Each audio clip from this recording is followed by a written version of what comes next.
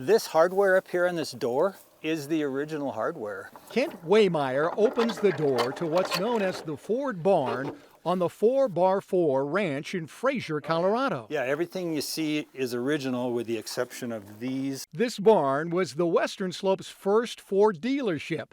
But before that, it sheltered horses pulling stagecoaches from Denver to Grand Lake. Dick and Jessie McQueary in 1895 came to this part of the Fraser Valley. He raised cattle, he raised horses, ran the stage line. McQueary expanded his home, adding 6 hotel rooms on the second floor to serve travelers passing through. And the 4x4 continued to host people until 1912 or 13. I think it was in 1917, Harry Larkin, who converted it back into a cattle ranch, and it remained that for many, many decades. After the 1950s, the building sat vacant, melting back into the landscape. Revival seemed improbable. No, I wished, but I didn't think so.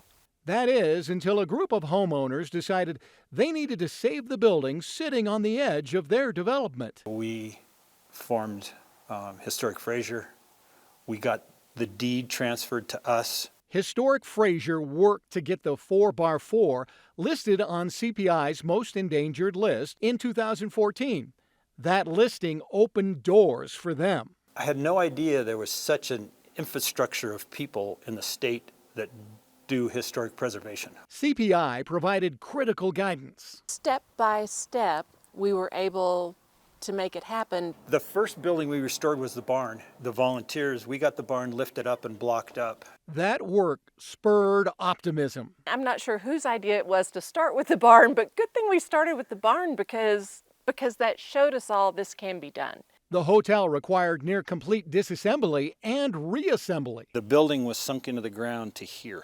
The buildings have been cosmetically restored, but the terms of the deed state the interiors will not be open to the public. That allowed crews to use non-historic materials in some areas of reconstruction.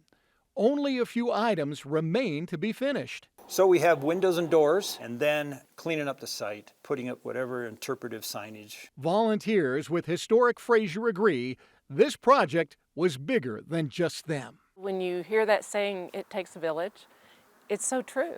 We did it because this community wanted these structures saved, and enough people were able to help in whatever way that they could. People stop, ask what's going on, tell us how cool it is, honk when they go by, wave, because they really appreciate the restoration efforts.